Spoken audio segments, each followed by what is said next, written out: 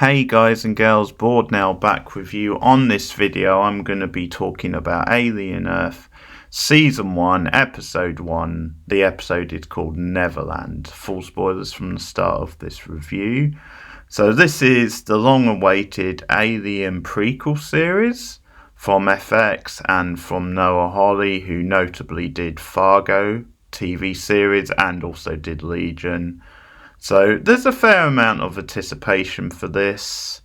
It's based on a graphic novel which is set before the original 1979 Alien movie, and it is set on Earth for the most part, so doing something a little bit different from what they've done previously in the franchise.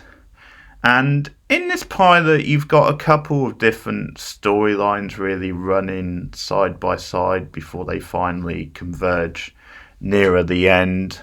So you've got Wendy, who is said to be the first synthetic life form on Earth, and early in the episode, she is given like this special experiment, and she's told, you know, you are the special one, you are the chosen one. Like, one of the characters, like the creator of this whole thing, he uses the metaphor of how it's a bit like Neil Armstrong going on the moon. Like, he was the first, that was the landmark, you are the landmark. So I quite like that as a bit of a way to encourage her, than, okay, this is a big deal, you need to do this.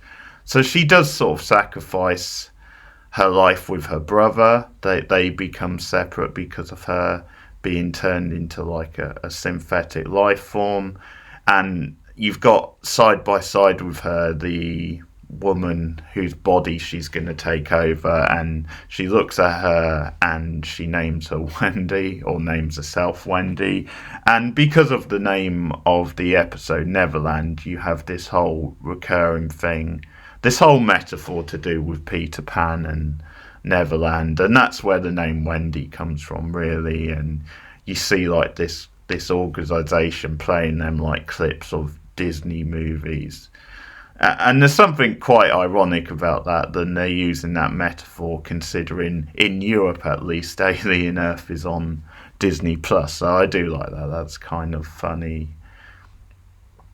So we see Wendy go under this treatment and change to synthetic. We also find out later on that she had like an illness, she had health conditions. So that's another factor in her going through with this. And gradually they start developing more and more children into synthetic life, and they want Wendy to train them, and they become known as the Lost Boys and play quite a big part later in the episode. At the same time, up on this mining ship, very much like the mining ship you get in Alien, the original Alien movie, you have people this crew waking from pods, as they do, and we start to see a little bit of background about how the alien creatures are developed, because we see different like creatures on this ship, different things. Like, you got like a much smaller one in like these tubes at one point, and they're just doing different things. And it's revealed later on then one of the crew, a bit like some of the other films in this franchise, is secretly like an android and is setting the others up to die, because he talks to someone who he calls Mother, and it's clear that he's there to experiment and to contain the aliens, but also to try them out. So you get this scene quite early on where he's in his control room and the alien monster has been unleashed, and someone is frantically banging on the door, let me in, and we see a message that flashes up saying creature containment or alien containment, however, is his top priority. So we see that he's willing to let all these other people die, and he goes into a secret department below the ship to save himself, and they contain the alien. And then later on, the ship crash lands onto Earth. And that's where we really kickstart the plot, really. Like, this is somewhere down the line, and we get all these different factions that are representing different people. And obviously, Earth is being run by this organisation who is in charge of the synthetics, and the alien creature is on the ship. We see later on that the pods, people have been killed in their pods while they've been like cryogenically asleep, and we see that something has escaped from that. And also you've got this character, I think his name's Marrow, something like that, Marrow, who's the android on the ship, who's been doing all the bidding, and we see that he's also still there hiding. So all these things get set off in this first episode, and we're sort of building towards the Lost Boys as they become known, like their first mission, and how they're going to be put in the firing line of all this. And the whole story of Wendy, also there's a link to her brother, who is now like a recruit, but they've forgotten each other, it seems, or certainly he's forgotten Wendy, she hasn't forgotten her. And that's going to become a thing that she wants to find and reconnect with her brother. So quite a lot of things going on in this opening episode. I'll just say, when it comes to casting, it's a bit funny because there's quite a few people on the younger cast who I don't really recognise. They seem to be newcomers, at least to me, like the actress playing Wendy, who I think does a really solid job, actually. I think she's pretty good in the episode. But then you have like these really random bits of casting. So for example, well, you've got Timothy Othway, he's sort of like Wendy's handler, really, and he's always giving her advice. He's always using these these quite fancy sort of metaphors to do with the animal kingdom and human life. And he looks pretty freaky and punky in his white hair. And he does some monologuing. Some of it I think we could have done without. Like, some of his monologuing gets a bit much. That's definitely one small nitpick with the episode. But he's perfectly charismatic and fine. Randomly, you get Aid Edmondson of Bottom fame.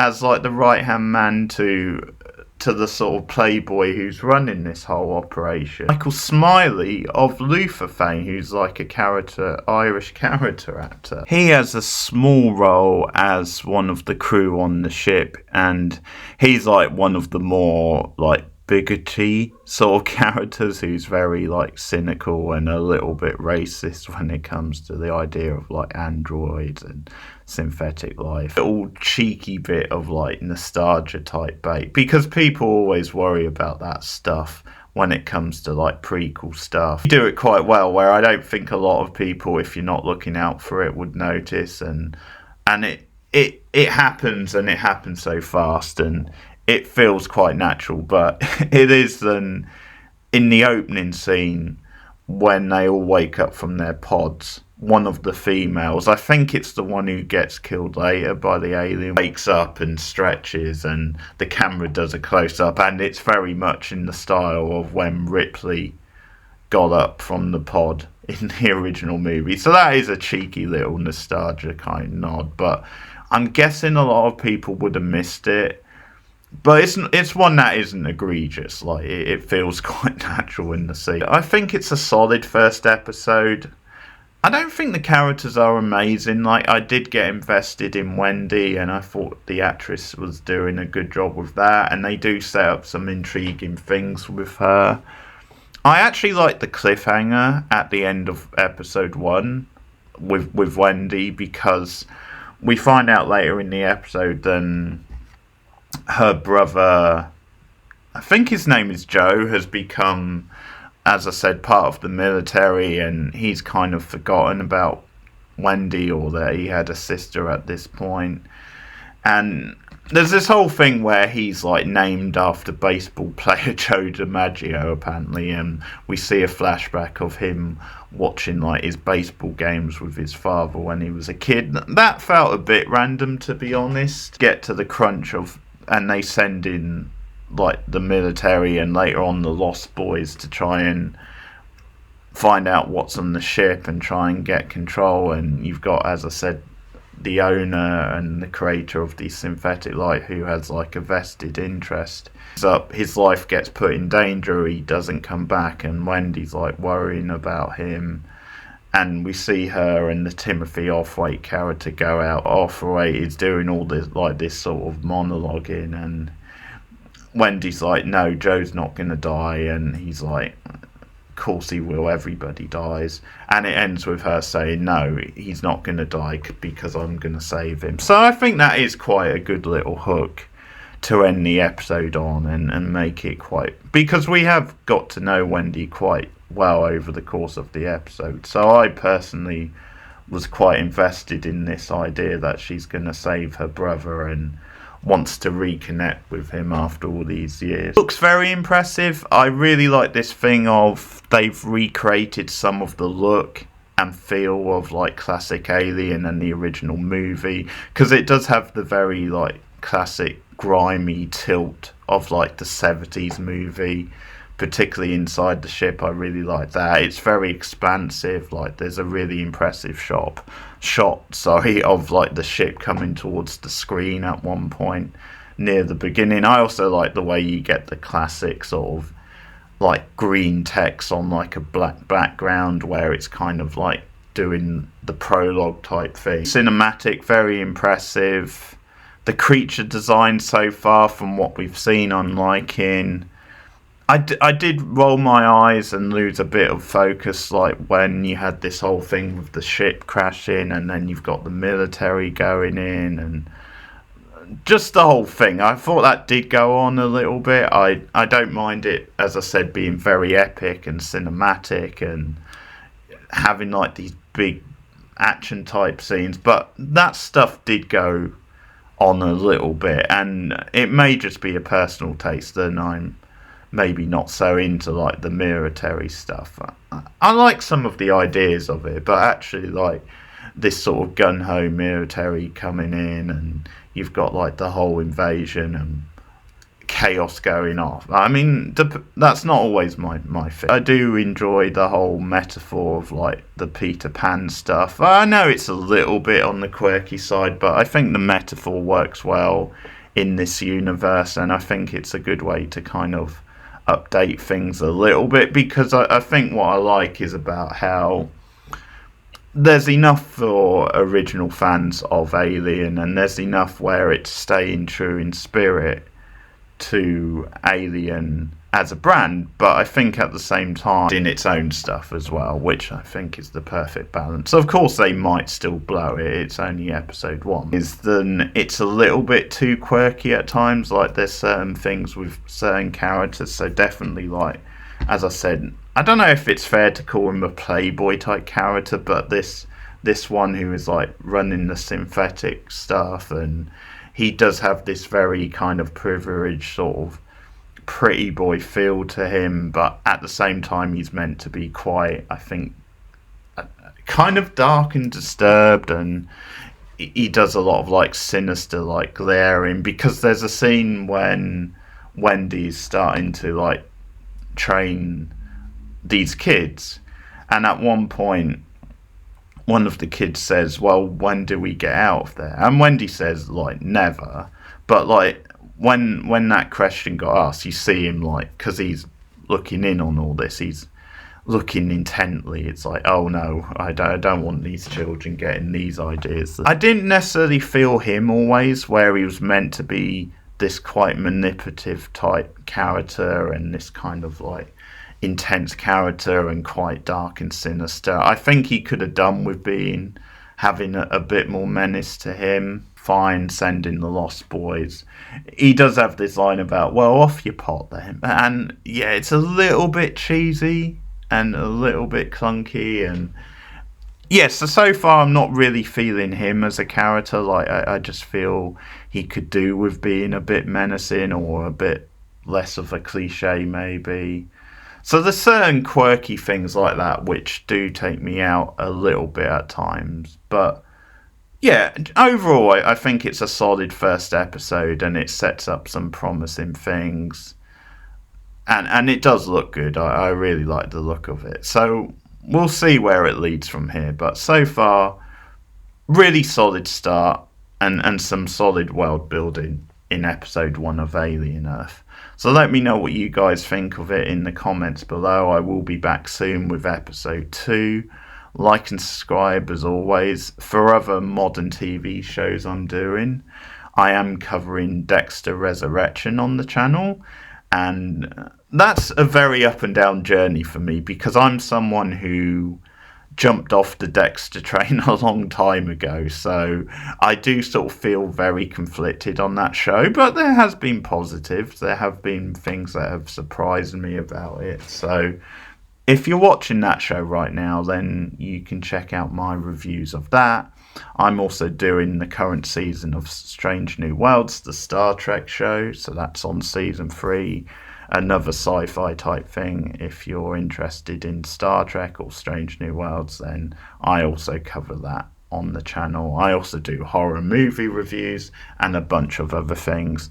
And if you would like to support me monetarily, there's a few different ways. You can either sign up to my Patreon, patreon.com/borednow, which has a bunch of perks including early access to videos, special clips that aren't on YouTube, and also movie and TV commentaries exclusive to that. I also have channel memberships, which I will link in the description. 3 different tiers for that one, and you get a variety of perks, some of which are on Patreon, but some will be exclusive to the channel memberships as well.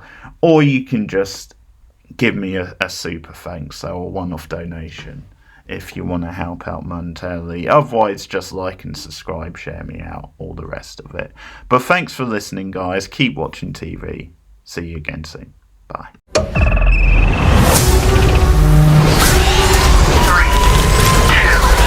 1. How's our girl? She's ready. We have a downed spacecraft. What the hell is this? I don't know. This ship finds something on a faraway moon. Monsters. Are there going to be dead bodies? Don't think about that. I want what's on that ship.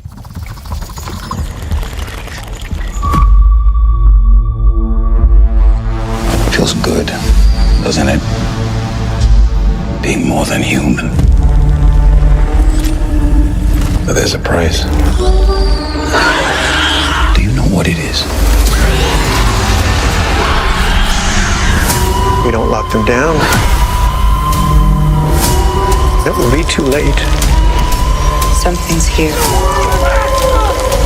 It's getting close.